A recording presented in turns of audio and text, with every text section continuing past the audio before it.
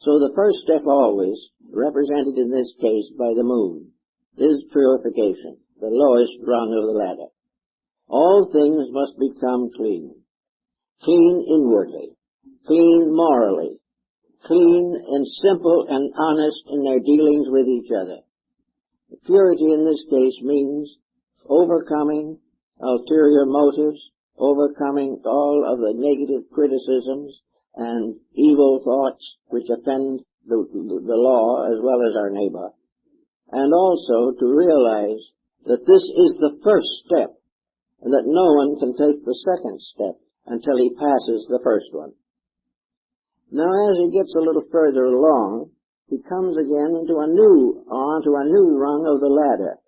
And this rung is supposedly governed by the god Mercury. And Mercury is communication.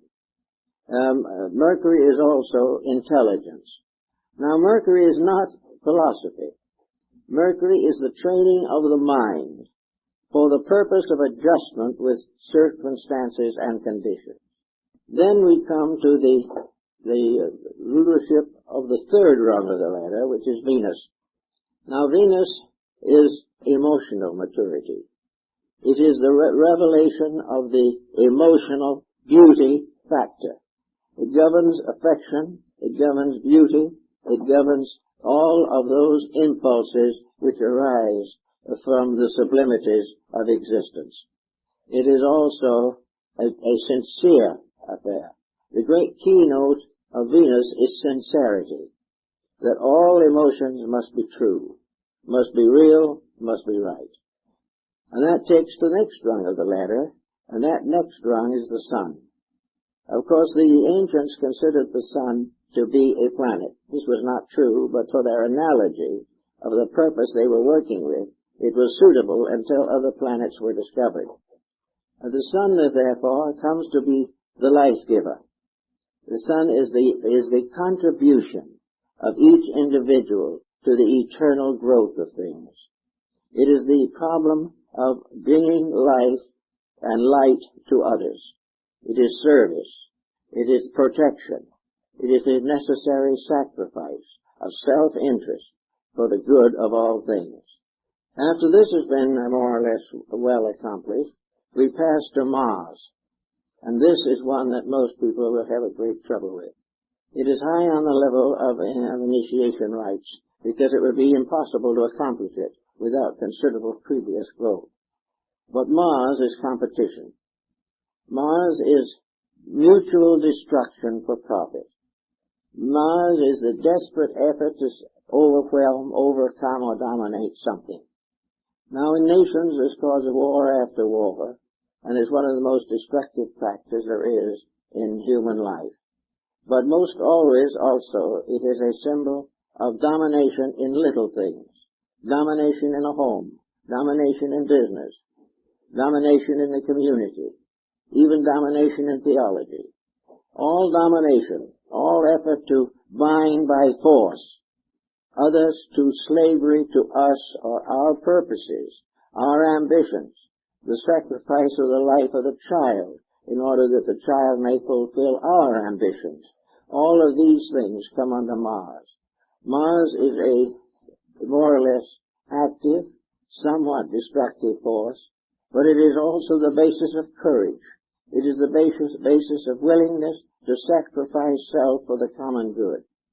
It is sometimes the sign of the martyr, but it is always the sign constructively of the struggle for peace, the continuance of the determination to do what is right, even in the midst of great adversity. That takes us to the next problem, and that is Jupiter. Now Jupiter, of course, Zeus was the father of the gods. Zeus has come down to us in our thinking as the symbol of great intellectual maturity. Zeus is judgment. It is also the basis of all higher philosophical dedications. Zeus is the righteous ruler, but Zeus is also a symbol of that ruler which is the part of ourselves. Jupiter, therefore, is a wisdom in which worldly wisdom has been blended with divine wisdom. And if this blending is proper and complete, then Jupiter becomes the symbol of the philosophic elect. And then comes the last, Saturn. Saturn is a symbol of a very deep composure. Saturn is the final statement of a maturity blending inside spiritual enlightenment with material adjustments. Saturn is therefore the symbol of that balance which, when achieved, makes the individual almost indestructible. Now, if the individual has followed this line through, he then comes, as the Egyptian mystery shows, and the Eleusinian, and the Bacchic and Nosarian mysteries, he comes into the presence of the Great One. In this sense, in Egypt, we follow very closely the story in the Apocalypse of John. For we come to the great figure walking among the candlesticks, gathering the stars. This is a symbol of that which is above these limitations. This is a release in which the individual, having step by step overcome the impediments which he has placed upon himself or has permitted to society to place upon him through wrong education and wrong laws, that the individual comes into the presence of Osiris in Egypt and comes into the presence of the Lord with the stars and the candlesticks.